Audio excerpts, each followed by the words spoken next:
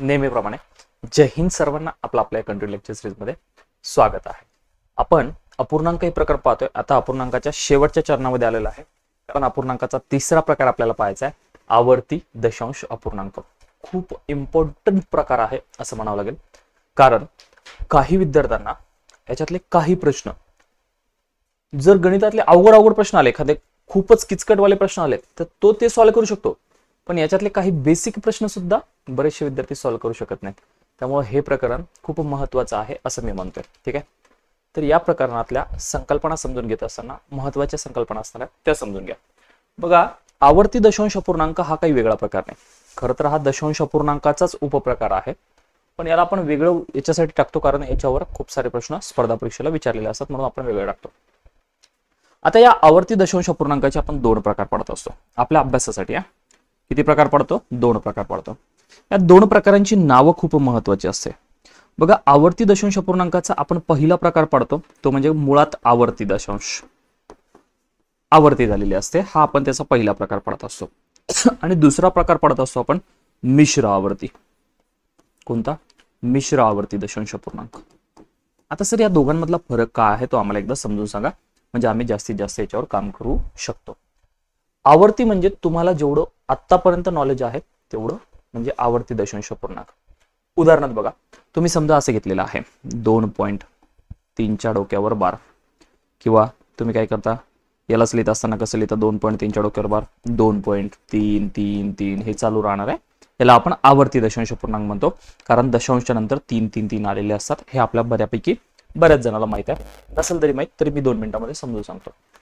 आणि मिश्र आवर्ती म्हणजे काय? मिश्र आवर्ती म्हणजे समजा उदाहरणार्थ घेत असताना मी घेणार 4, 9, फक्त 9च्या डोक्यावर बार. मी 4च्या डोक्यावर बार देत नाहीये. याला म्हणतो मिश्र आवर्ती. म्हणजे याला लिहित असताना मी काय लिहित असतो, तर याला लिहित असताना मी लिहित असतो 1.4, 9 नाही द्यायचा, 9, 9, 9, 9. म्हणजे आवर्ती कोणाची होते? फक्त 9ची होते, 4ची होत नाही. याला आपण म्हणत असतो मिश्र आवर्ती दशांश अपूर्णांक. ठीक आहे. आता हा जो मिश्र आवर्ती दशांश अपूर्णांक आहे याला ठेवून द्या साईडला. याचं सध्या काहीही पाहत बसू नका, याच्यावर काहीही करू नका. आपण मिश्र आवर्ती दशांश समोर शिकू. काय करू? याला समोर शिकू. आणि मग अगोदर कोणता शिकून घेऊ, तर अगोदर आपण आवर्ती दशांश अपूर्णांक काय आहे याला पहिल्यांदा क्लिअर करून घेऊ. लगेच हे आवर्ती दशांश अपूर्णांक संकल्पना झाल्या. आजच्या सेशन मध्ये तुमचं मिश्र आवर्ती दशांश अपूर्णांक सुद्धा होऊन जाईल, काही लोड घेऊ नका. चालू करूयात. आवर्ती दशांश अपूर्णांक. आवर्ती दशांश अपूर्णांक असतो कसा आणि त्याचं काम काय असतं आणि त्याच्यावरचे प्रश्न कसे सोडत असतात ते पहा. सगळ्यात महत्वाचं आवर्ती दशांश अपूर्णांकामध्ये व्यवस्थित पहा, समजून घ्या. सगळ्यात महत्वाचं आवर्ती दशांश अपूर्णांकामध्ये असतं एक चिन्ह, आवर्ती दशांश अपूर्णांक. आवर्ती दशांश अपूर्णांकामध्ये एक चिन्ह सगळ्यात महत्वाचं असतं. ते चिन्ह म्हणजे कोणतं आहे, तर ते चिन्ह आहे बारचं चिन्ह. बार. बार म्हणजे काय? एखाद्या संख्येच्या डोक्यावर आडवी रेष देणे, त्याला आपण बार म्हणत असतो. मग समजा मी आता एक उदाहरण घेतलं होतं. काय घेतलं होतं आपण? 1.3च्या डोक्यावर बार. हे एक चिन्ह झालं, राईट. हा बार असा दर्शवत असतो.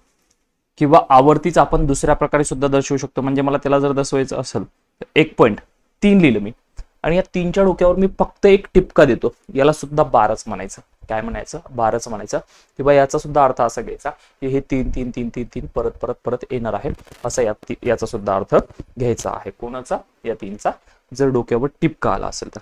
आणि काही वेळेस किंवा ऑनलाईनच्या परीक्षांमध्ये थोडंसं याच्यावर एक असा डब्बा दिलेला असतो, याला सुद्धा बारच म्हणायचा, राईट. म्हणजे या तिन्ही प्रकारे जर लिहिलं तर या तिन्हीचा अर्थ काय घ्यायचा?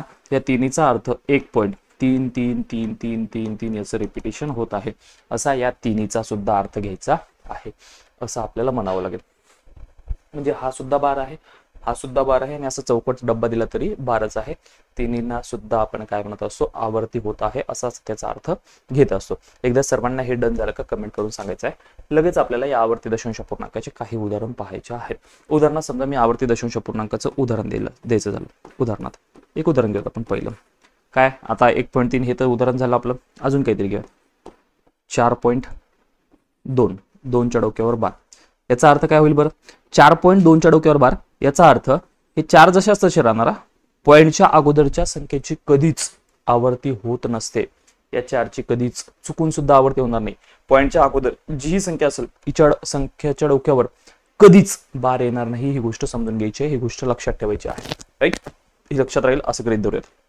नंतर याला काय म्हणतो आपण, या 2ला कसं लिहिणार, 2 2 2 2 असं असं असं आपल्याला लिहित जावं लागणार आहे. हा त्याचा अर्थ होत असतो. अजून एखादं उदाहरण घेऊयात. अजून एखादं उदाहरण समजा मी घेतलंय 15.2 च्या डोक्यावर बार. आता मला सांगा, बार कोणाच्या डोक्यावर दिलं मी, 2 आणि 7 दोघांच्या डोक्यावर बार दिले, दोघांच्या सुद्धा. 15.27 डोक्यावर बार.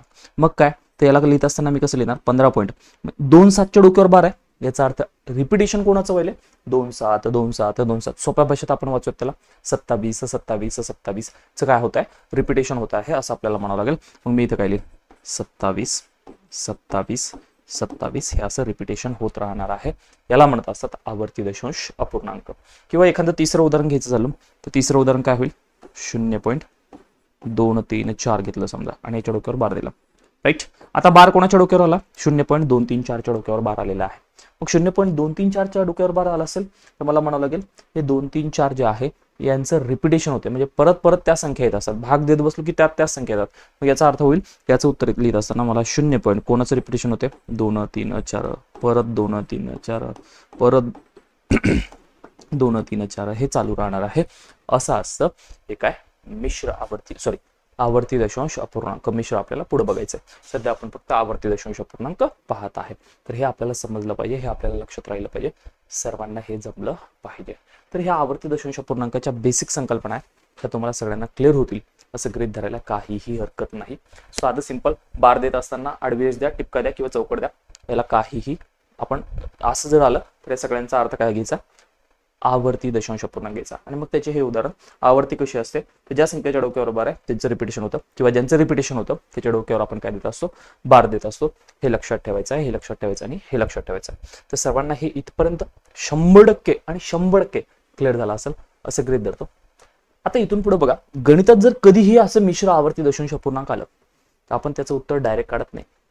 आपण त्याचं उत्तर काढण्यासाठी या संख्येला आपण व्यवहारी अपूर्णांकात बदलतो. व्यवहारी अपूर्णांकात बदलतो याचा अर्थ अंश आणि छेदामध्ये बदलत असतो. मग याला जर आपण अंश आणि छेदात बदलत असेल मित्रांनो, तर मग कसं अंश आणि छेदात बदलतात ते समजून घेऊयात. आपण पहिल्यांदा स्टार्टिंगला काय करूयात ते आपण समजून घेऊयात. समजा इथे हेडिंग टाकतो, आवर्ती दशांश अपूर्णांकाचे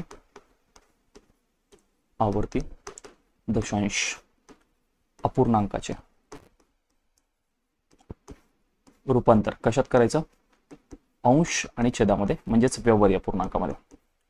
म्हणजे जर तुम्हाला आवर्ती दशांश अपूर्णांक दिला तर तुम्ही त्याला अंश आणि छेदामध्ये कसं लिहाल हे आपल्याला विचारलं. उदाहरण समजा मागचंच घेऊयात आपण, मागे जे घेतलं होतं ते सुद्धा, म्हणजे तुम्हाला समजायला सोपं जाईल. समजा मी 4.2 घेतलं, काय घेतलं, 4.2, 2च्या डोक्यावर 12. राईट, उदाहरण 4.222 याचं रिपिटेशन होते डॅश डॅश डॅश डॅश. यालाच मी काय लिहू शकतो बरं, यालाच मी लिहू शकतो 4. कोणाच्या डोक्यावर 12, 2च्या डोक्यावर 12 असं लिहिणार मी. कारण का बरं, कारण रिपिटेशन कोणाचं होते, 2 2 2 2चं रिपिटेशन होत आहे, म्हणून मी 2च्या डोक्यावर 12 लिहिणार. आता मला सगळ्यात महत्वाचं याचं रूपांतर अंश आणि छेदात करायचंय. मग अंश आणि छेदात करत असताना सगळ्यात महत्वाचा आणि IMP पॉईंट माझा लक्षात ठेवा, इकडे लिहून देतो, स्टार करून लिहून देतो, स्टार करून. जितक्या संख्येच्या डोक्यावर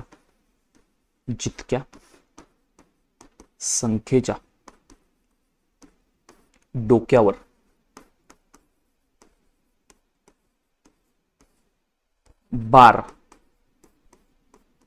हे चिन्ह असते, हे चिन्ह असते, तितके वेळेस छेदामध्ये 9 हा अंक घ्यावा. आता हे मी लिहून याच्यासाठी दिलं कारण तुम्ही जर हे एकदा लिहून घेतलं ना परत आयुष्यामध्ये कधीच विसरत नाहीत, म्हणून हे मी लिहून दिलं.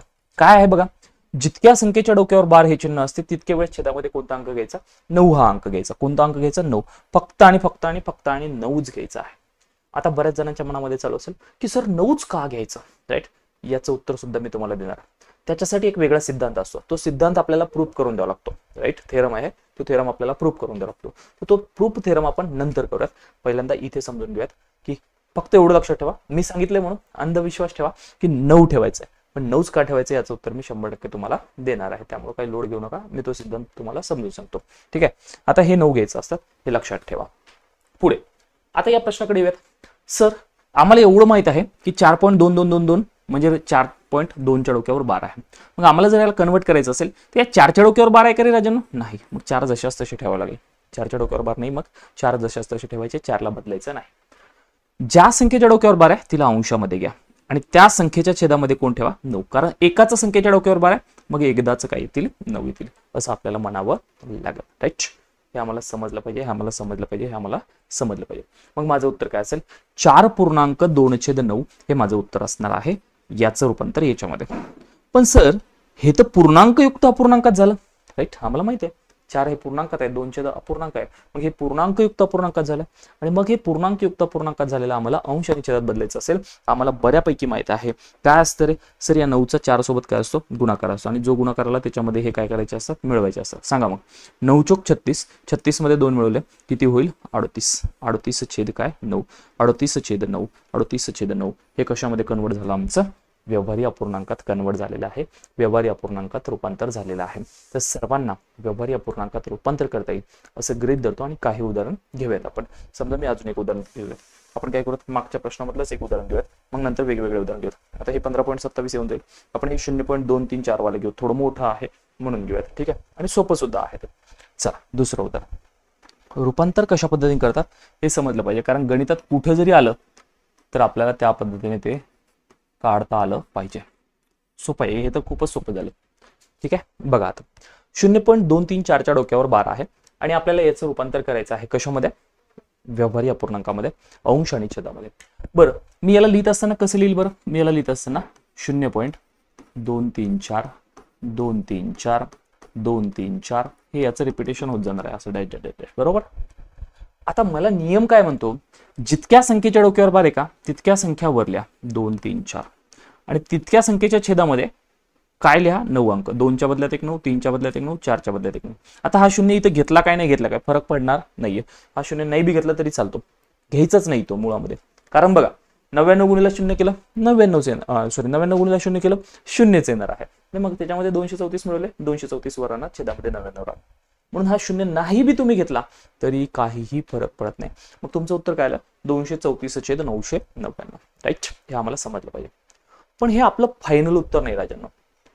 ज्या वेळेस अंश आणि छेदामध्ये संख्या येते का त्याला जर आपण लहानात लहान करू शकत असेल तर त्याला लहानात लहान करणं सुरू करायचं. ठीक आहे, त्याला काय करायचं? लहानात लहान करणं सुरू करायचं. मग याला लहानात लहान करणं सुरू करा. मला सांगा 234 आणि 999 दोघांना कोण भाग जातो रे राजांनो? तर सर आम्हाला 9ची कसोटी माहिती आहे, खाली तर 9 भाग जाणार आहे. 9ची कसोटी माहिती आहे, 2 3 5 5 4 9 यांची बेरीज 9 येते. म्हणजे पूर्ण संख्येला कशाने भाग जाणार आहे? 9 भाग जाणार आहे, जाणार आहे आणि जाणार आहे. आणि मग 9 भाग जाणार असेल आपण काय करूयात? सरळ सरळ भाग देऊन टाकूयात. काय करूयात? 9 1 9 9 1 9 9 1 9 9 2 18, 23 मधले 18 गेले, उरले किती? 5 झाले 54. 9 5 45, 9 6 54. म्हणजे माझं फायनल आन्सर काय असेल? 26. 26/111. आता या दोघांना कोणीच भाग जात नाही म्हणून आपण हेच फायनल आन्सर असणार आहे. म्हणजेच याचं रूपांतर कशामध्ये झालेलं आहे?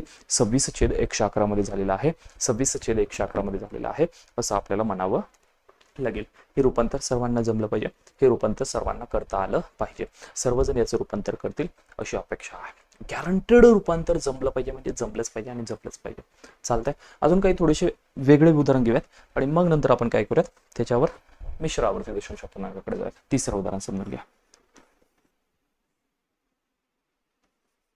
2.454545 असं मी तुम्हाला दिलेलं आहे उदाहरण. ठीक आहे, आणि मी तुम्हाला म्हणलंय प्रश्नामध्ये काय येत असतं? अशी संख्या देतील आणि म्हणतील याला तुम्ही अंश आणि छेदामध्ये कशा पद्धतीने लिहू शकता? अंश आणि छेदामध्ये या संख्येला लिहून दाखवा असे प्रश्न देतील आणि आपल्याला खाली 4 ऑप्शन देतील. आम्हाला लगेच कळतं ना 2.454545. तर मग माझा याचा अर्थ काय होतो? 2 पॉईंट कोणाचं रिपिटेशन होते? 4-5चं रिपिटेशन होते. चालतंय, इथपर्यंत आम्हाला झालं पाहिजे. 2.45चं रिपिटेशन होते. बरं, दशांशच्या अगोदर शून्यऐवजी जर दुसरी कुठली संख्या आली असेल तर ती घ्यावी लागणार आणि घ्यावीच लागणार. जर शून्य आला तर नाही घेतलं तरी चालतो, पण शून्यऐवजी जर दुसरी कुठली संख्या आली तर ती घ्यावी लागणार आणि घ्यावीच लागणार, हे आम्हाला माहित पाहिजे. मग हे आम्ही 2 जशास तसे घेतले. वर कोण जाईल? 45 जाईल. वर 45 गेले तर छेदामध्ये 9 किती वेळेस येईल? 2 वेळेस, कारण बार किती संख्येच्या डोक्यावर राहिला? 2 संख्येच्या डोक्यावर राहिला. मग आम्हाला काय म्हणावं लागेल? इथे छेदामध्ये 99 घ्यावं लागेल, वर घ्यावं लागेल 45. चला त्याला काय करा, मला सांगा हे 45 आणि 99 या दोघांना कोण भाग जातो का रे? हो सर, कोण भाग जातो? सर दोघांना सुद्धा 9 भाग जातो. मग भाग द्या. 9 5 45, 9 1 9, 9 1 9. आता हे 5/11 जशास तसे, म्हणजे माझं फायनल आन्सर काय आलं? 2.5/11. बरं, याला मी गुणाकारात करू शकतो. मग 11 दोन्ही 22, 22 मध्ये 5 मिळवले किती होतील? 27. 27 किती? 11. म्हणजे माझा आन्सर काय असेल? 27/11, 27/11, 27/11. हे कशामध्ये कन्वर्ट झालं? व्यवहारी अपूर्णांकामध्ये कन्वर्ट झालेलं आहे. तर तुम्हाला हे बऱ्यापैकी जमल, सर्वांना ह्या संकल्पना क्लिअर होतील असं गृहीत धरतो.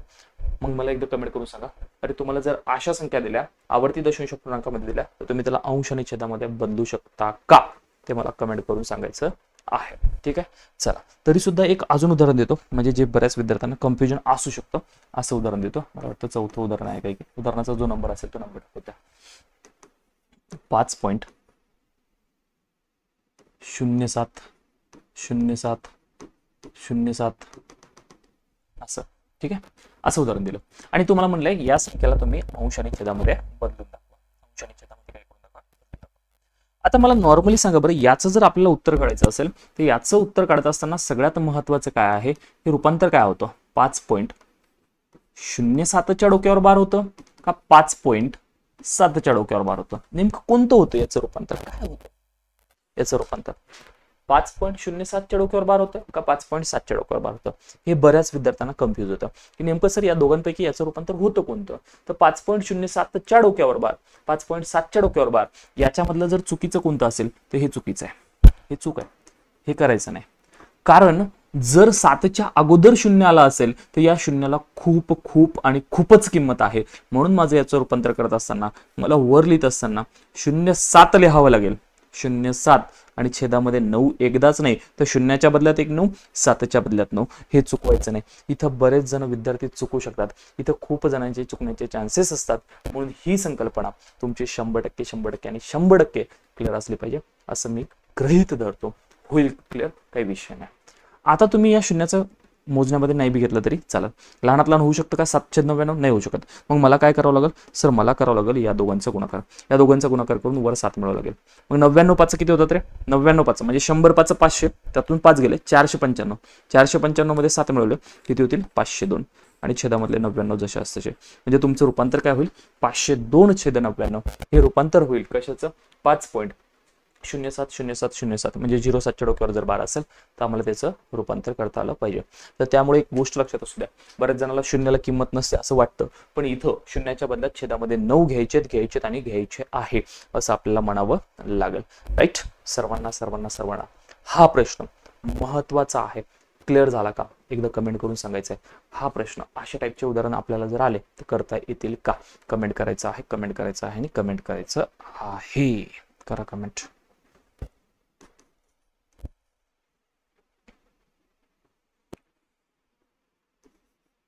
दोन पॉइंट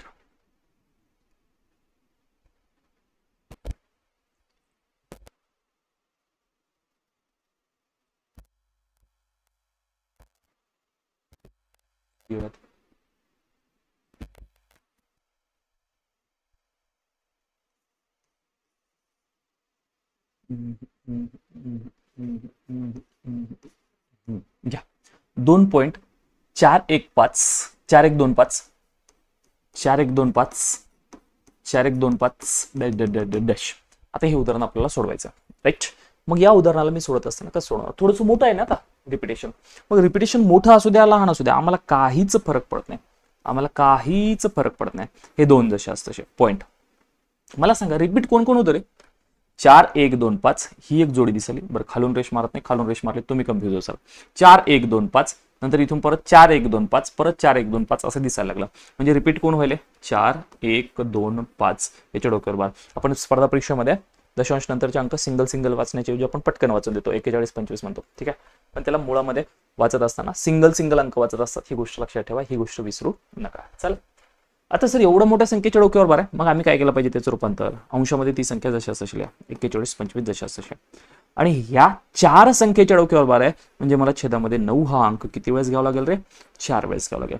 कितीही संख्येच्या डोक्यावर बार असू द्या लक्षातच ठेवायचं, स्वतः चिमटा घेऊन सांगायचं जितक्या संख्येच्या डोक्यावर बार असतो तितक्या संख्येच्या छेदामध्ये आम्हाला 9 हा अंक आला पाहिजे. काय म्हणतात सर आवर्ती दशांश अपूर्णांकाचे कोणतेही उदाहरण आले तर छेदात 9च घ्यायचे का? हो नेहमी 9च घ्यायचे, नेहमी 9. हा आता इथे बघ कोणताही अंक आहे छेदामध्ये 9, त्याचा सिद्धांत मी तुम्हाला सांगणार आहे त्यामुळे काही लोड घेऊ नका. त्या सिद्धांताचा एक सेपरेट वेगळा व्हिडिओ टाकतो तुम्हाला. चालेल सोपन राव, हे डन झालं पाहिजे. आता हे जर आम्हाला डन झालं असेल तर आता काय करा, मी पाहतोय 4 1 2 5 आणि खाली 9 9 9 9 आहे. याच्यापैकी दोघांना सुद्धा भाग जाणारी संख्या कोणती आहे? तर मला जर थोडंसं संख्या व्यवस्थित माहित असेल किंवा कसोट्या मला चांगल्या पद्धतीने येत असेल तर मला सांगा या 4 ची 2 ची बेरीज होती 6, 5 ची 1 ची बेरीज होती 6, सम आणि विषम स्थानावरच्या अंकाची बेरीज किंवा त्या बेरजेमधला फरक 0 11 किंवा 11च्या पटीमधला येत असेल तर त्या पूर्ण संख्येला 11 ने भाग जात असतो हे आम्हाला माहित आहे.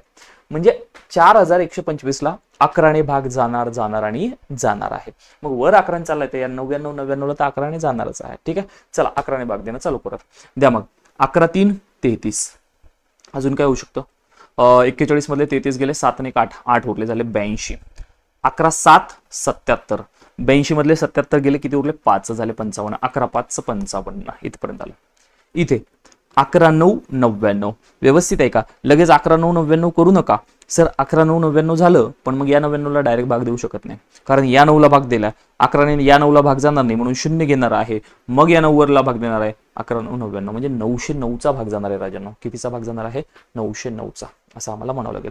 मग आमच्याकडे जे भाग गेलाय ते आम्ही इथे लिहून टाकतो 2.375 भागीला 909.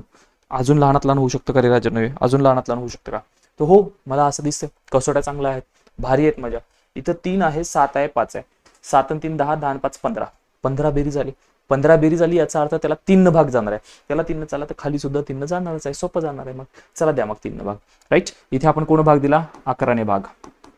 तुम्ही नंतर नोट्स हे जी घाटसाल PDF जेरॉक्स ते कळावं तुम्हाला कोण भाग दिला म्हणून मी ते लिहून ठेवतो 3 ने भाग. राईट 3 1 3 3 2 6 उरला 1 3 5 15, 3 त्रिक 9 0 जसे असतात 3 त्रिक 9. राईट अजून भाग जाऊ शकतो का? अजून आता मला वाटतं कोणीही भाग जाणार नाही कारण 2 1 3 5 8 3 नाही जाणार. इथे कोण जातं? इथे 3 जातो पण वर जात नाही. माझं फायनल काय आलंय 2.125 छेद कोण 303 आणि हे आलं असेल तर मला आता यांचा गुणाकार करून बेरीज करून लिहून टाकावं लागेल. 303 ची दुप्पट 606, 606 मध्ये जर मी 125 मिळवले म्हणजे 606 मध्ये 100 मिळवले, 706 आणि 6 मध्ये 25 मिळवले 31 म्हणजे काय होईल ते 731 छेदामध्ये कोण 303. हे माझं फायनल आणि फायनल आन्सर असेल. लहानात लहान केल्याच्या नंतर हे मला उत्तर भेटणार आहे 731 छेदामध्ये 303. सर्वांना सर्वांना सर्वांना हे 100% आणि 100% डन झालं असेल असं गृहीत धरायला काहीही हरकत नाही असं मी गृहीत धरतो. चालेल तर मग सर्वांना आवर्ती दशांश पूर्णांकाचे रूपांतर अंश आणि छेदामध्ये करता येईल असं गृहीत धरतो. एकदा कमेंट टाका सर्वांनी, तुम्हाला डन झालं काय? कमेंट टाका सर्वांनी. Done 100% done, 100% done. ते जर डन झालं असेल तर आता आपल्याला त्याच्यातला सगळ्यात महत्वाचा भाग चालू करायचा आहे, मिश्र आवर्ती दशांश अपूर्णांक.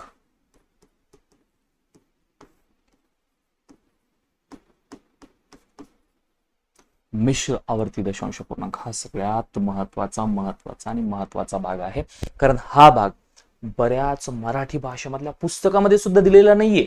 ठीक आहे, म्हणजे जे लेखक आहेत त्यांनी सुद्धा हा भाग टाकलेला नाहीये. तर तो भाग आपल्याला जमला पाहिजे, आपण त्याच्यामध्ये एक्सपर्ट असलो पाहिजे. आणि हा भाग जर परीक्षेला आला तर हा भाग बऱ्याच विद्यार्थ्यांना जमत सुद्धा नाही, या भागावरचे उत्तर सुद्धा काढता येत नाही. तर हे उत्तर आपल्याला काढता आले पाहिजे. ठीक आहे, तर त्यासाठी आपण याच्यामध्ये एक्सपर्ट असलो पाहिजे, म्हणून हा भाग महत्वाचा आहे. आता व्यवस्थित समजून घ्या. मी तुम्हाला एक नोट्स तयार करून देतो, भारी नोट्स. इकडे स्टेप लिहून देतो आणि त्याच्या सोबत आपण इकडे क्रिया करूयात. चला इकडे स्टेप लिहूयात आपण आणि इकडे त्याच्या सोबत क्रिया करूयात.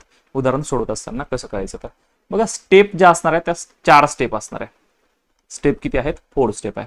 त्या 4 स्टेप मधली पहिली स्टेप समजून घ्यायची आपल्याला, पण त्या अगोदर आपण गणित सुद्धा घेऊया आणि सोबत सोबत नियम सुद्धा समजून घेऊया. या 4 स्टेप लक्षात ठेवायला अवघड नाहीयेत. ह्या 4 स्टेप मी याच्यासाठी लिहून देतोय तुम्हाला, तुम्ही ज्यावेळेस याची झेरॉक्स काढाल तुमच्याकडे ठेवून द्याल ही पीडीएफ, तर त्यावेळेस काय फायदा होईल तुम्हाला, जर कालांतराने तुम्हाला रिव्हिजन करायचं असेल तर तुम्ही ह्या स्टेप वाचून सुद्धा त्याचा रिव्हिजन करू शकता. कारण तुम्हाला हे नंतर समजणार नाहीये की या गणितामध्ये हे असं का केलं, ही संख्या कुठून आली, हे समजणार नाहीये जर तुमचा गॅप पडला तर. आणि मग त्यावेळेस काय कामी पडेल, ह्या स्टेप कामी पडतात. ठीक आहे, एक उदाहरण समजून घेऊयात. आपण पहिलं जे उदाहरण घेतलं होतं तेच घेऊयात, म्हणजे तुम्हाला समजायला सोपं जाईल. मी हे सगळे उदाहरण मनाने घेत असतो, म्हणजे तुम्हाला वाटत असेल सर पहिलं जे घेतलं तेच, हे समजायला सोपं जातं, याचं उत्तर मिळून जातं, म्हणून मी हे उदाहरण घेत असतो. नाही तर तुम्ही बघताय मी प्रत्येक उदाहरण काय करतोय, मनाने घेतोय, आणि हे मनाने उदाहरण घेतोय तर जास्तीत जास्त प्रॅक्टिस होते. चालतंय, तर आपण पहिलं उदाहरण घेऊयात. 1.49 च्या डोक्यावर बार आहे, 4 च्या डोक्यावर बार नाहीये. ठीक आहे, तुमची जास्तीत जास्त प्रॅक्टिस करून देतो आपण. घ्या, काय उदाहरण आहे, 1.49 च्या डोक्यावर बार. आता मला वाटतं इथं तुम्हाला हे समजून सांगायची गरज नाही की इथं रिपिटेशन कोणाचं होते, फक्त 9चं रिपिटेशन होते, फक्त रिपिटेशन, 4चं रिपिटेशन होत नाही. 4 हा फक्त एकदा येत असतो.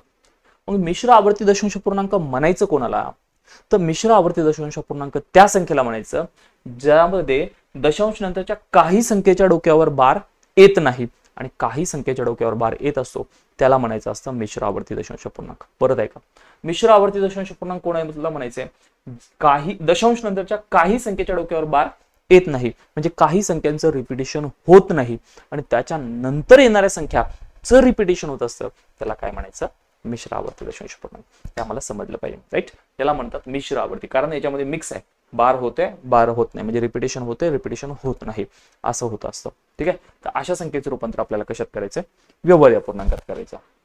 मग अशा संख्येचं रूपांतर जर आपल्याला व्यवहार्य पूर्णांकात करायचं असेल तर पहिली स्टेप काय असते बघा. पहिली स्टेप काय म्हणते, दशांश नंतरच्या सर्व संख्या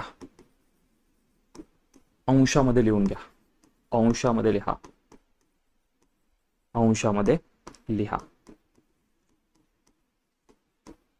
दशांश नंतरच्या सर्व संख्या कशामध्ये लिहा, अंशामध्ये लिहा.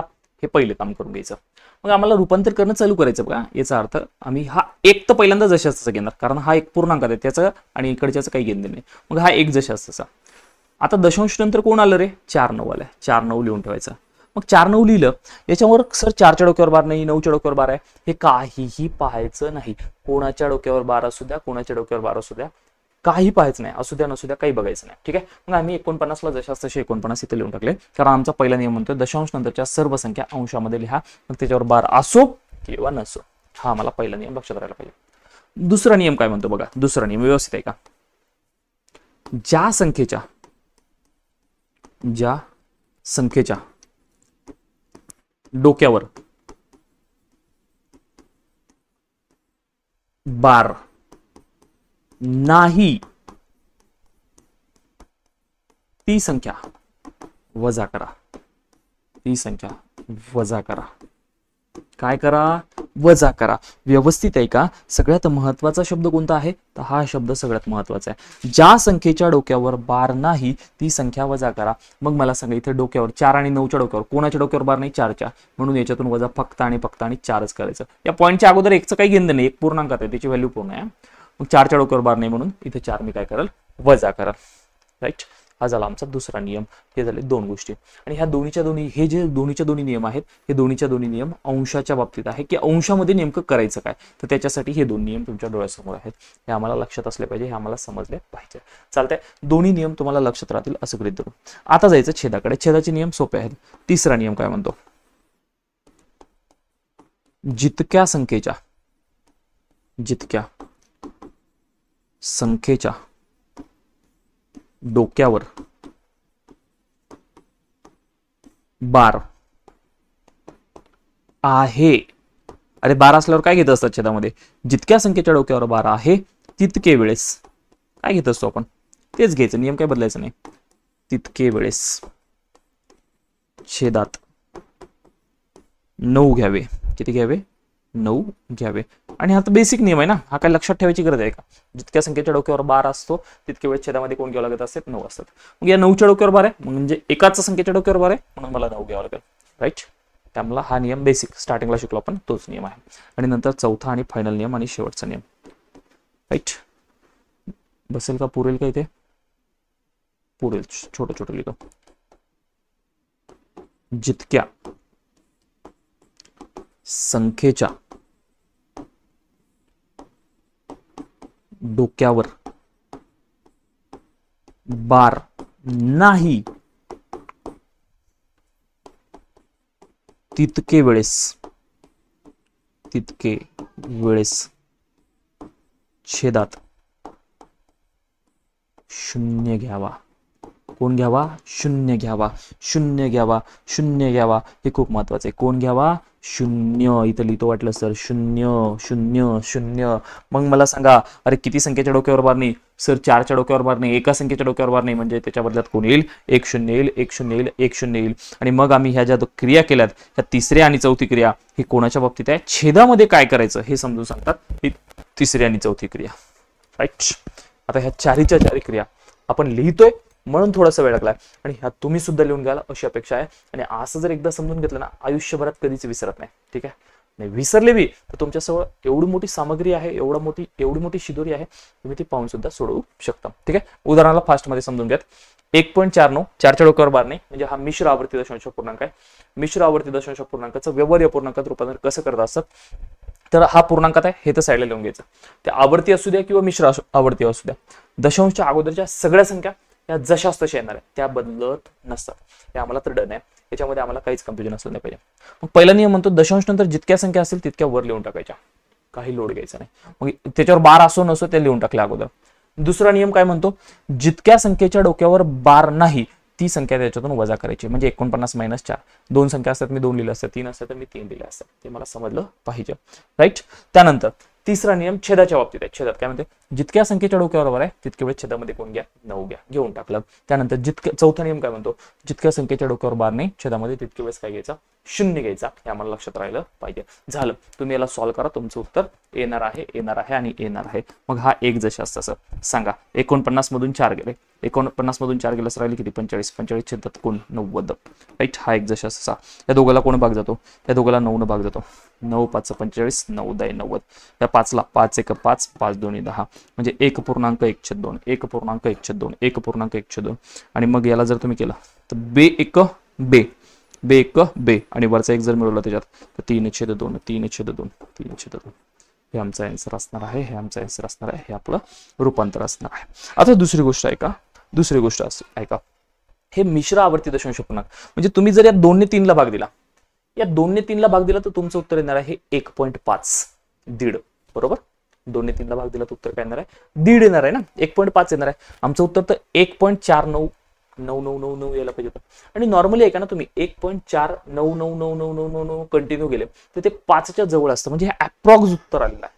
हे काय आलेलं आहे? अप्रॉक्स उत्तर आलेलं आहे. असं जवळपास उत्तर येत असतं, असं आपल्याला म्हणावं लागत असतं. राईट. म्हणून आपला आन्सर काय असेल? सर आमचं मिश्र आवर्ती दशांश पूर्णांकाचं रूपांतर 3/2 झालेलं आहे. एकदा सर्वांना हे रूपांतर करता येईल का एकदा कमेंट करून सांगायचं आहे. परफेक्ट कमेंट करा. करता येईल का रे राजांनो?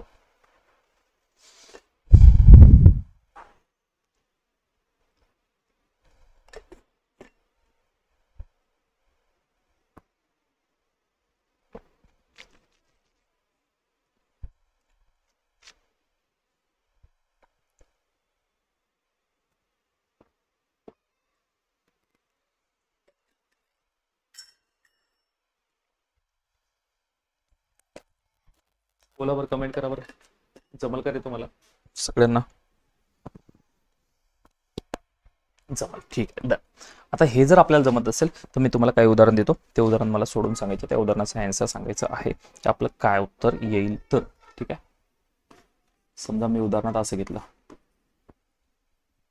काय घेऊयात 2.72च्या डोक्यावर बार. 2.72च्या डोक्यावर बार. याचा अर्थ काय होतो?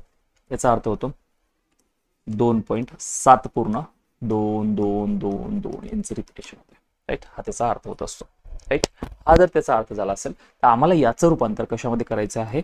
अंश आणि छेदामध्ये करायचं. मग मला जर याचं रूपांतर अंश आणि छेदात करायचं असेल तर हे दोन जशास तसे राहणार आहे. पहिला नियम काय म्हणतो आमचा? पहिला नियम म्हणतो दशांश नंतरच्या सर्व संख्या जशास तशा लिहा. मग दशांश नंतरच्या सर्व संख्या जशास तशा लिहायची असेल तर 7 आणि 2 म्हणजे 72 ला आम्ही जशास तसे लिहिणार. राईट. दुसरा नियम काय म्हणतो? ज्या संख्येच्या डोक्यावर बार नाही ती संख्या त्यातून वजा करा. म्हणजे याच्यातून आम्ही वजा कोण करणार? 7च्या डोक्यावर बार नाही, आम्ही वजा 7 करणार. राईट. झालं. अंशाच्या बाबतीतलं आमचं काम होऊन गेलं. तिसरा नियम आमचा काय म्हणतो? जितक्या संख्येच्या डोक्यावर बार आहे तितके वेळ छेदामध्ये कोणता अंक घ्या? 9 हा अंक घ्या. म्हणजे या 2च्या डोक्यावर बार आहे मग आम्ही छेदामध्ये 9 घेणार. कोण घेणार? 9. एकाच संख्येच्या डोक्यावर बार आहे म्हणून एकच वेळेस 9 घेतला. त्यानंतर चौथा नियम काय म्हणतो? जितक्या संख्येच्या डोक्यावर बार नाही तितके वेळ छेदामध्ये कोण घ्या? 0 घ्या, 0 घ्या आणि 0 घ्या. हे आम्हाला समजलं पाहिजे, हे आपल्याला आलं पाहिजे, हे आपल्या सर्वांना जमेल असं गृहीत धरत. चालतंय. चला सॉल्व करा आता. बस हे दोन तर जशास तसे. 72 मधून 7 गेले, ते 2 गेले, अजून 5 गेले, किती राहिले? 65 आणि छेदामध्ये कोण? 90. बरोबर. नंतर हे दोन जशास तसे. या दोघांना लहानात लहान करा. किती होईल लहानात लहान? मला वाटतं 5 ने भाग जातो. हो. 5 1 5 उरला 1 15, 5 3 15, 5 1 5 उरले 4 5 8 40 18. राईट. म्हणजे 13/18 खाली लिहूयात आपण त्याला. 2.13/18 हे काय आलं? माझा आन्सर आलं. अजून याला लहानात लहान मी करू शकत नाही, मग मी त्याचा गुणाकार करून मी बरोबर आन्सर काढणार आहे. 18 2 36, 18 2 36, 36 मध्ये जर 13 मिळवले, तुम्ही 36 मध्ये 13 मिळवल्यावर किती होतील? ते 49. आणि 49 छेद काय होईल? 18 18 18 असं आपल्याला म्हणावं लागेल. जमते? एकदा कमेंट टाकायची. सर्वांनी कमेंट टाकायची आहे. अरे सर्वांना जमतं का रे राजांनो? परफेक्ट जमतं का? एकदा कमेंट टाका. 100% जमतं.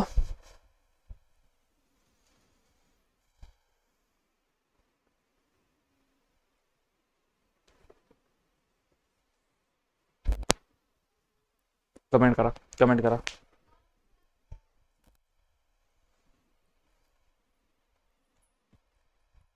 (49/18). आता हे समजलं पाहिजे, आपल्याला जमलं पाहिजे. बघा, असं आपण जसं मागच्या प्रश्नामध्ये क्रॉस चेक केलं होतं तसं इथं पण क्रॉस चेक करून बघूयात ना. राईट. प्रूफ. आपण हे अंदाजे उत्तर घेतलं होतं. अप्रॉक्स आलं पाहिजे, नाही तर प्रॉपर आलं पाहिजे उत्तर. चला काय आलं उत्तर आपलं? 49/18. 49/18 द्या भाग. 18चा पाडा येतो आपल्याला. हो सर, आम्हाला खूप भारी येतो. 18 1 18, 18 2 36, 18 3 54 नाही म्हणता येणार. 18 2 36. 49 मधले 36 गेले. 49 मधले 36 गेल्यास किती राहिले? 13. या 13ला भाग जातो का 18ने? नाही जात. नाही जात म्हणून आम्ही इथं घेणार पॉईंट आणि याच्यावर काय होणार? 0 होणार. 136 होणार. सॉरी 130. किती झाले? 130. नंतर 18 1 18, 18 2 36, 18 3 54, 18 5 90, 18 6 108, 18 7 126. 18 7 किती? 126. राईट. म्हणजे 7चा भाग चाललाय, 126 पर्यंतचा भाग चाललाय. मग 130 मधले 126 गेले, उरले किती? 4. राईट. या 4ला भाग जात नाही. आता 4ला भाग जात नाही म्हणून काय वाढणार याच्यावर? 0. नंतर 18 1 18, 18 2 36. 40 मधले 36 गेले, उरले किती? 4 उरले. या 4ला भाग जात नाही, 0 वाढवणार, होणार 40. परत 18 2 36, परत 2चा भाग, हे झाले 36. परत किती उरणार? 4 उरणार. परत 0, परत 18 2 36. मग हे चालूच राहणार आहे ना. म्हणजे तुमचं उत्तर काय येणार आहे? 2.722222222 हे आपलं उत्तर येणार आहे. हे त्याचं रिपिटेशन होणार आहे. बरं, रिपिटेशन कोणाचं व्हायला? मग इथं 7चं व्हायला का? नाही. कोणाचं रिपिटेशन व्हायला? 2चं रिपिटेशन व्हायला. राईट. म्हणून मग माझं याचं उत्तर काय होईल?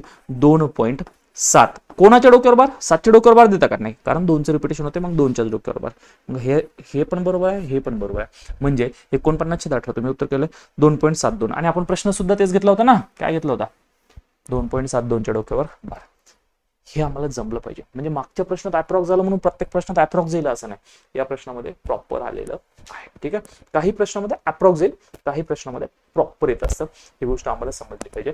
हे रूपांतर आम्हाला सर्वांना जमलं पाहिजे. तर हे रूपांतर तुम्हाला सगळ्यांना जमतंय असं गृहीत धरतो. राईट. आणि या रूपांतराच्या बाबतीत काही अडचण असली तर हा माझा नंबर आहे. बिंदास कॉल मेसेज करू सुद्धा तुम्ही अडचण विचारू शकता. पण संकल्पना क्लिअर करून घ्या राजानो. याच्या बाबतीत कुठली शॉर्टकट काही वगैरे लक्षात तर ठेवू नका. संकल्पना क्लिअर करून ठेवा असं माझं सगळ्यांना सांगणं असेल किंवा म्हणणं असेल किंवा तुम्हाला माझी इच्छा असेल तुम्ही हे सर्व करावं. चला अजून एक उदाहरण घेऊया. समजा थोडं मोठं घेतो कॅल्क्युलेशन साठी. 5 पॉईंट.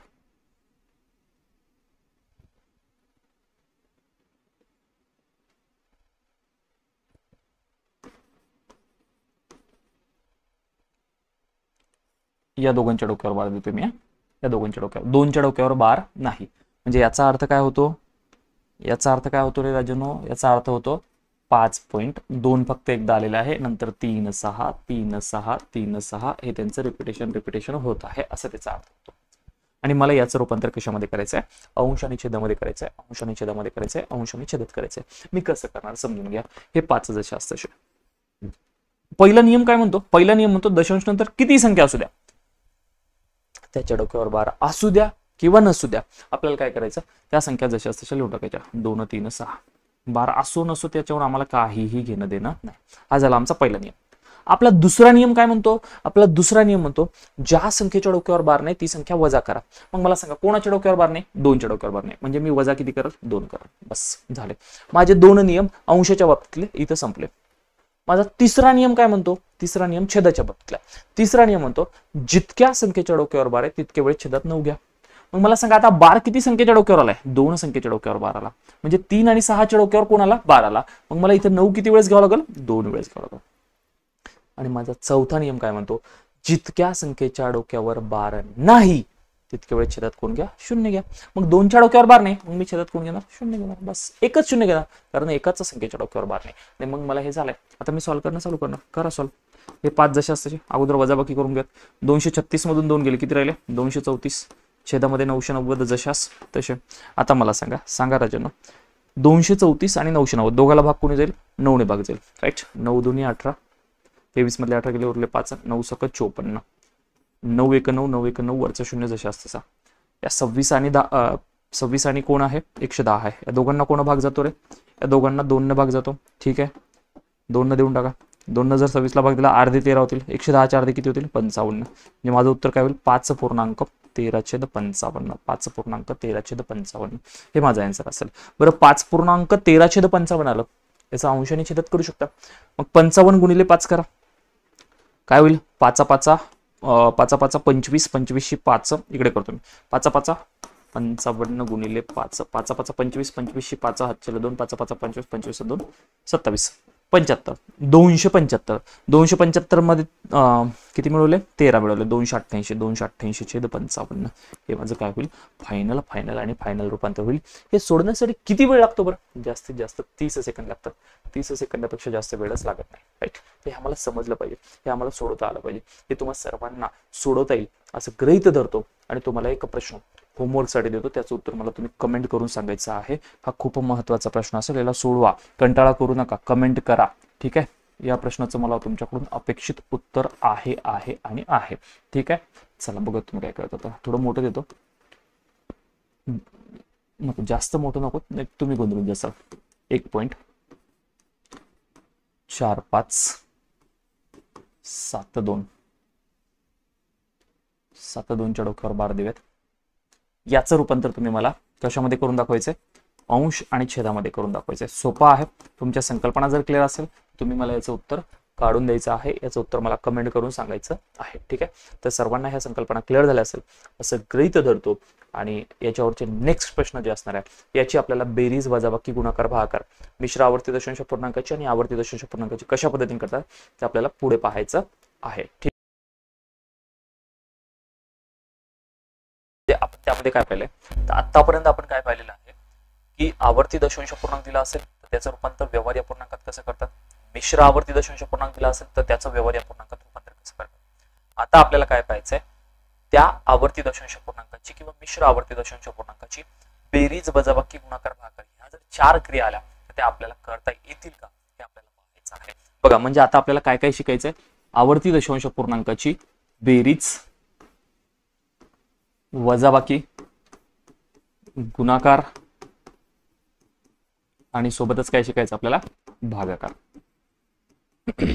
राईट. हे आपल्याला समजलं पाहिजे, कारण बऱ्याच विद्यार्थ्यांना अवघडात अवघड गणित येतं पण बेरीज वजाबाकी गुणाकार भागाकार येत नाही. ते आपल्याला जमलं पाहिजे. कशा पद्धतीने करतात, साधं सिंपल बघा. फास्ट मध्ये समजा मी एक छोटं उदाहरण घेतलंय, 0.3च्या डोक्यावर बार अधिक 0.6च्या डोक्यावर बार. राईट. असं मी उदाहरण घेतलेलं आहे. मला यांची बेरीज विचारलेली आहे. बरेच विद्यार्थी याचा आन्सर काय लिहिणार आहेत, याचा आन्सर बरेच विद्यार्थी लिहिणार आहेत 0.9च्या डोक्यावर बार. राईट. मी हे आन्सर बरोबरही आहे, चुकीचं आहे असं मी बिलकुल म्हणत नाहीये. 0.9च्या डोक्यावर बार हे आन्सर बरोबर आहे. म्हणजे तुम्हाला काय वाटतं, पॉईंट नंतर 3 आलेत, पॉईंट नंतर 6 आले, त्या दोघांची जर बेरीज केली तर 6 आणि 3 9 होणार आहे, म्हणून 0.9 हे आम्ही त्यांचा आन्सर लिहिणार आहे. पण जर मला याचं प्रॉपर आन्सर काढायचं असेल, याचं प्रॉपर आन्सर कशा पद्धतीने काढणार, तर मला पहिलं काम करावं लागेल, ही जी संख्या दिल्यात का या संख्येचं व्यवहारी अपूर्णांकात रूपांतर करायचं. कशामध्ये रूपांतर करायचं? व्यवहारी अपूर्णांकात रूपांतर. व्यवहारी अपूर्णांकात रूपांतर हे पहिलं काम आपण करायचं आणि करायचं म्हणजे करायचंच. ठीक आहे, तुम्ही हे पहिलं काम जर व्यवस्थित केलं तर तुम्हाला भारी जमल असं म्हणावं लागेल. पॉईंटच्या अगोदर 0 आला नाही बी घेतला तरी चालतो, त्याचीच काही डझंट मॅटर. ठीक आहे, मग 3 ला आम्ही अंशात लिहिणार आणि ज्या संख्येच्या डोक्यावर बार येत असतो किंवा जितक्या संख्येच्या डोक्यावर बार येत असतो तितके वेळ छेदामध्ये कोण घ्यावा लागत असतो? 9 घ्यावा लागत असतो. मग मी 3च्या छेदात कोण घेईल? 9 घेईल. मध्ये अधिकचं चिन्ह आहे म्हणून अधिक ठेवा. इथे 0 आला नाही बी घेतला तरी चालत. इथे वर 6 आहे तर 6 जशास तसे छेदामध्ये एकच वेळेस काय घ्यावं लागेल? 9 घ्यावं लागेल, कारण पॉईंट नंतरच्या एकाच संख्येवर काय दिलेलं आहे? दशांश दिलेला आहे म्हणून. ठीक आहे, इथपर्यंत समजलं आपल्याला. आता मला इथं कळतं दोघांचा पाया समान आहे, तर मी कॉमन पाया किती घेईल? 9 घेईल आणि अंशाची काय होऊन जाईल? बेरीज होईल. मग मी हे 3 जशास तसे ठेवल, अधिक 6 जशास तसे.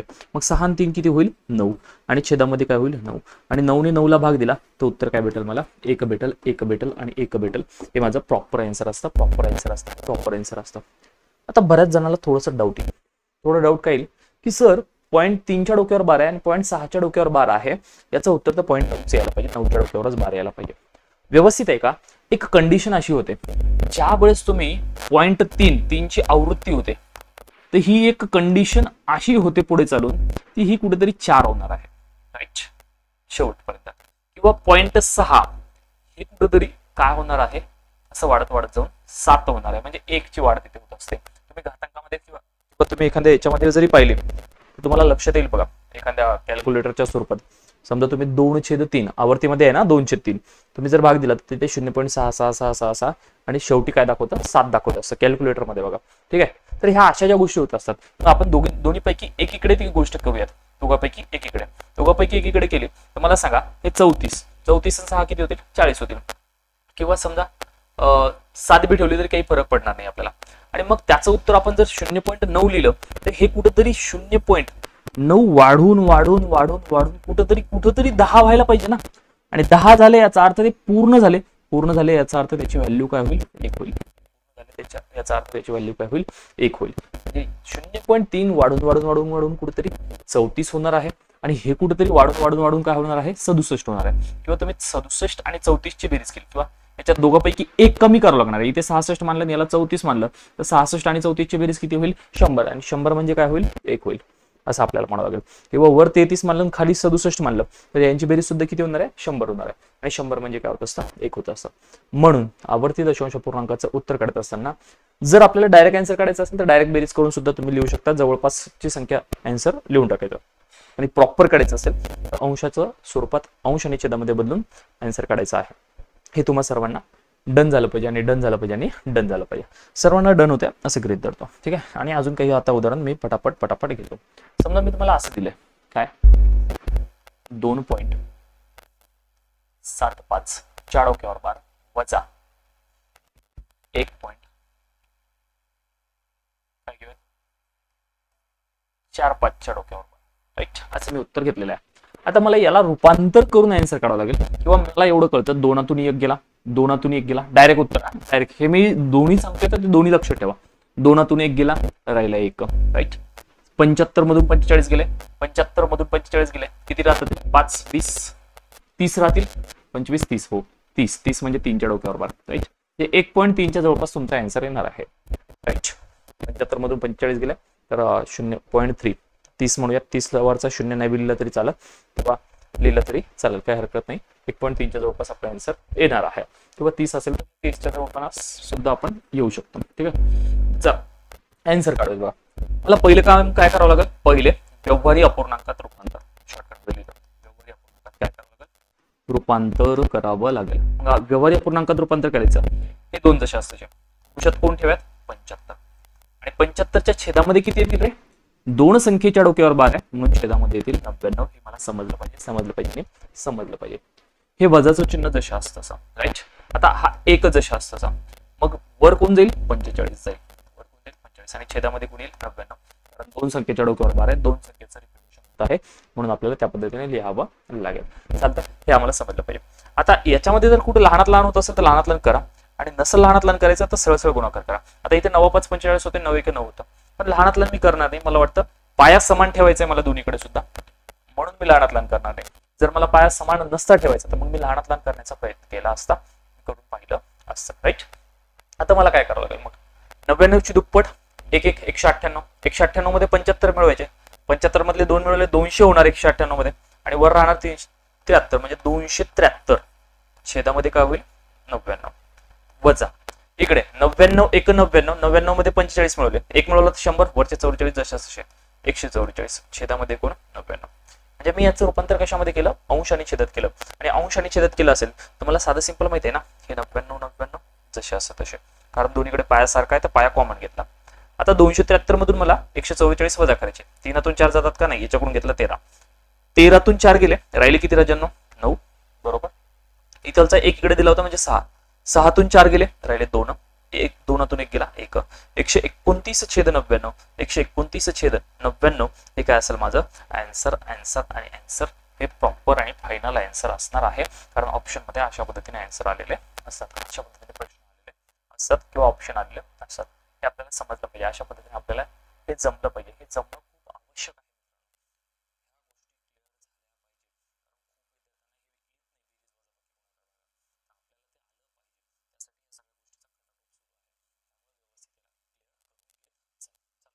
वजाबाकी सुद्धा येईल सगळ्यांना, असं कधी तर त्यानंतर पुढे एक गुणाकाराचं उदाहरण घेऊया. समजा असा आला 0.7च्या डोक्यावर बार गुणिले 1.54च्या डोक्यावर बार, असा प्रश्न विचारला आपल्याला. 0.7च्या डोक्यावर बार गुणिले 1.54च्या डोक्यावर बार. ठीक आहे, आता दोन्हीकडे संख्या वेगवेगळ्या, तरी सुद्धा मी याचा आन्सर काय करणार, व्यवहारी अपूर्णांकात रूपांतर करायचं.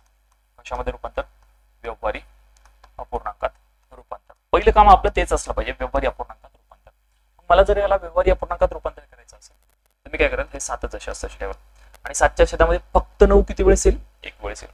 का बरं एकच वेळेस येईल, कारण एकाच संख्येच्या डोक्यावर बार आहे म्हणून फक्त एकच वेळेस येईल.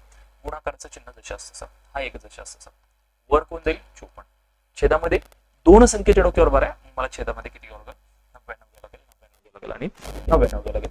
हे मला समजलं पाहिजे. राईट, आता हे क्लिअर झालं.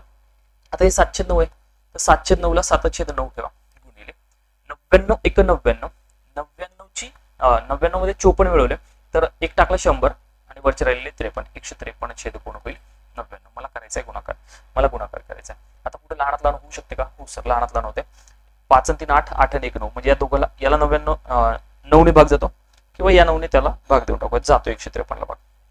9 1 9, 9 1 9, 15 मधले 9 गेले, उरले 6 झाले 63, 9 7 63. आता कोणाला भाग जातो का, नाही. मग 7 गुणिले 17 करा आणि छेदामध्ये 99 ठेवून द्या. करा 17 साती किती होत असतात रे, 17 साती 126, बरोबर. 119, 7 7 49, 49 9 आले 4 7 1 7, 7 आणि 4 11, 119 छेद 99. हे माझं काय असेल, फायनल फायनल आणि फायनल आन्सर असेल असेल असेल. राईट, हे मला रूपांतर जमलं पाहिजे. हे रूपांतर खूप आवश्यक असतं मित्रांनो. मला बेरीज वजाबाकी गुणाकार भागाकार करत असताना रूपांतर करायचं, आणि रूपांतर केलं की जी क्रिया विचारलेली आहे ती क्रिया करून घ्यायची आहे, असं आपल्याला म्हणावं लागेल. तर सर्वांना हे रूपांतर सुद्धा करता येईल आणि उदाहरण सुद्धा सोडता येईल, असं गृहीत धरतो. ठीक आहे, आता गुणाकार झालं, आता एक भागाकाराचं उदाहरण बघूया. ठीक आहे, भागाकाराचं उदाहरण बघा बघा. चला चला चला चला चला चला, जमले जमले जमले जमले जमले. 5च्या डोक्यावर बार भागिले 0.15च्या डोक्यावर बार. प्रश्न बघा, मस्त प्रश्न आहे. 4.5च्या डोक्यावर बार भागिले 0.15च्या डोक्यावर बार असं विचारलेलं आहे. मी पहिल्यांदा काय करणार आहे, मी पहिल्यांदा करणार आहे व्यवहारी अपूर्णांकात रूपांतर. व्यवहारी अपूर्णांकात रूपांतर हे करा, डायरेक्ट करण्याच्या नादात पडू नका. पहिल्यांदा संकल्पना व प्रॉपर उत्तर कसे काढतात हे समजून घ्या, त्यावेळेस हे तुम्हाला माहिती जमेल. त्यामुळे ह्या गोष्टी करा राजन, ह्या गोष्टी महत्वाच्या आहेत. ठीक आहे, काय होईल मग, हे 4 जसे असते. 5च्या डोक्यावर 12 आहे, तर 5च्या छेदामध्ये कोण येईल, एकदाच 9 येईल. भागाकाराचं चिन्ह जशास तसा, नंतर 0 काही नाही बी घेतलं तरी चालेल. वर जाईल 15 आणि छेदामध्ये कोण येईल 99 99 99. हे मला लक्षात असलं पाहिजे, हे मला जमलं पाहिजे. 99 का बरं घेतलं इथं, कारण दोन संख्येच्या डोक्यावर 12 आहे म्हणून किती घेतलं पाहिजे 99 घेतलं पाहिजे. आता हे तुम्हाला सगळ्या संकल्पना क्लिअर आहेत, तर हे तुम्हाला भारी जमलं पाहिजे राईट. कारण आता आपले अपूर्णांक प्रकरण संपायला आले जवळपास, तर सगळ्या गोष्टी आपल्याला आल्या पाहिजे आता राईट. जवळपास 11वा व्हिडिओ आपला आहे. मग 11 लेक्चरमध्ये 11 तास आपण अपूर्णांक दिले, तर ते आपल्याला भारी जमलं पाहिजे. ठीक आहे. नंतर बघा, पहिल्यांदा मला याला कन्वर्ट करावं लागेल. 9 चोक 36, 36 आणि 5 किती होतील 41. 41च्या छेदात कोण येईल 9. भागाकाराच्या ऐवजी मला काय करावं लागेल गुणाकार, आणि या संख्येला व्यस्त करावं लागेल. म्हणजे छेदातले 99 वर जातील आणि वरचे 15 कुठे गेले खाली.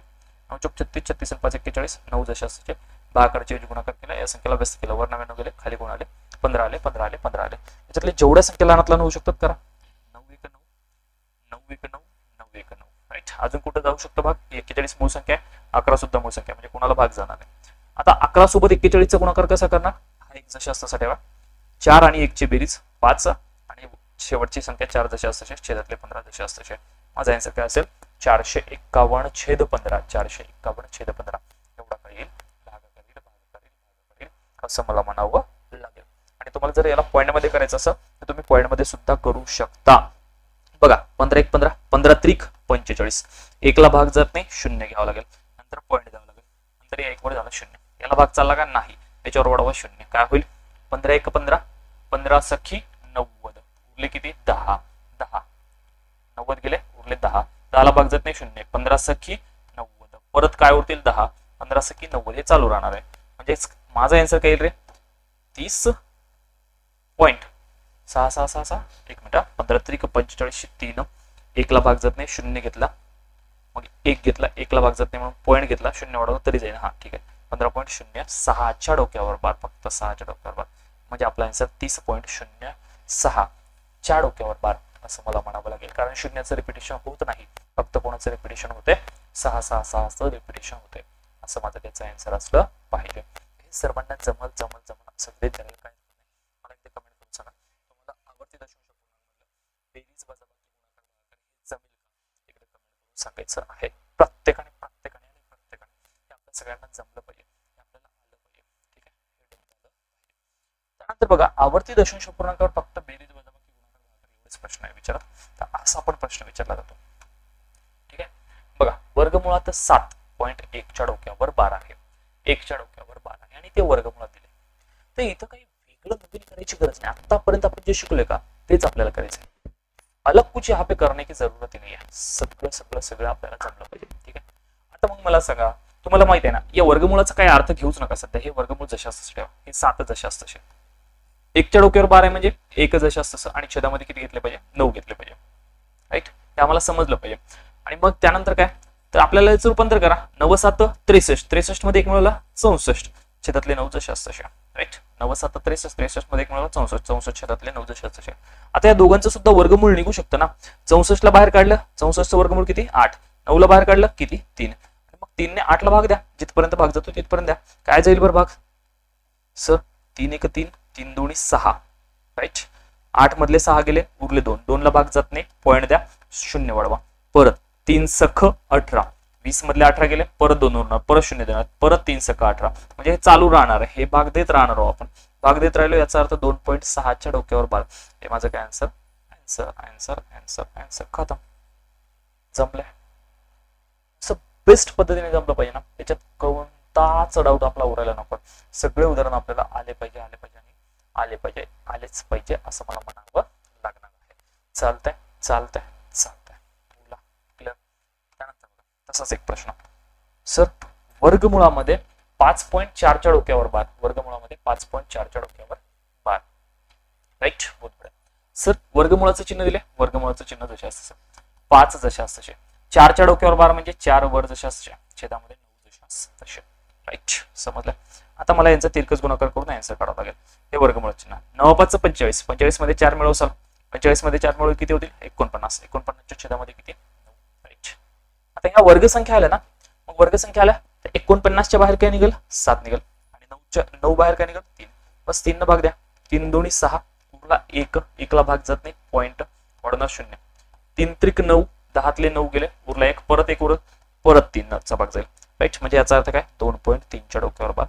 हे काय असेल माझं आन्सर. असे जरी प्रश्न आले तर त्याला आपल्याला भियायचं नाही, त्याला आपल्याला काढायचं आहे, त्याला चुकवायचं नाही.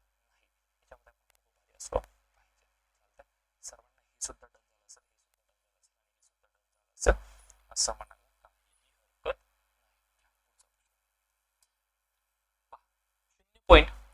0.187 7च्या डोक्यावर बार आहे, फक्त 7च्या डोक्यावर बार आहे. आणि 7च्या डोक्यावर बार असेल, काही संख्येच्या डोक्यावर बार आहे आणि काही संख्येच्या डोक्यावर बार नसेल, तर ते कोणतं आवर्ती झाली? ती मिश्र आवर्ती झाली ना. मिश्र आवर्ती अपूर्णांक झाला, राईट. मिक्स रिकॅरिंग फ्रॅक्शन म्हणूयात, मिक्स रिकॅरिंग डेसिमल फ्रॅक्शन त्याला आपण म्हणत असतो. आता मला सांगा काही नियम, आता हे शून्य नाही बी घेतलं तरी चालतो. अंशामध्ये काय म्हणलं होतं? पहिला नियम, दशांश नंतरच्या सर्व संख्या जशास तशा, म्हणजे 187 मी जशास तसं केलं. पहिला नियम 187 जशास तशा. दुसरा नियम म्हणला होता, ज्या संख्येच्या डोक्यावर बार नाही त्या संख्या याच्यातून वजा करा. म्हणजे 187 मधून वजा कोण होईल? 18 वजा होतील, कारण 18च्या डोक्यावर बार नाही, 7च्या डोक्यावर बार आहे. ठीक आहे, 18ला आपल्याला वजा करावं लागेल. तिसरा नियम होता छेदाच्या बाबतीत, जितक्या संख्येच्या डोक्यावर बार आहे तितके वेळ छेदामध्ये 9 हा अंक घ्या. आता 7च्याच डोक्यावर बार आहे म्हणून मी 9 एकदाच घेणार आहे, मला समजलं पाहिजे. आणि चौथा नियम काय म्हणला होता? जितक्या संख्येच्या डोक्यावर बार नाही तितके वेळेस कोण घ्या? 0 घ्या. आता इथे किती संख्येच्या डोक्यावर बार नाही? 2 संख्येच्या डोक्यावर बार नाही, म्हणून मी काय घेणार? 0 0 आणि 0 0 आणि 0 0, राईट. 2च घेणार, हे मला समजलं पाहिजे. चला वजाबाकी करा बरं. 187 मधून 18 गेले, वरच्या 17 1 गेला, काय राहिला? 1 6 9, भागाकारात 900. आता 169चं वर्गमूळ म्हणजे 169 कोणाचा वर्ग आहे? तर 169 आहे 13चा वर्ग. आणि 900 कोणाचा वर्ग आहे? 900 वर्ग आहे 30चा. संपलं माझा आन्सर.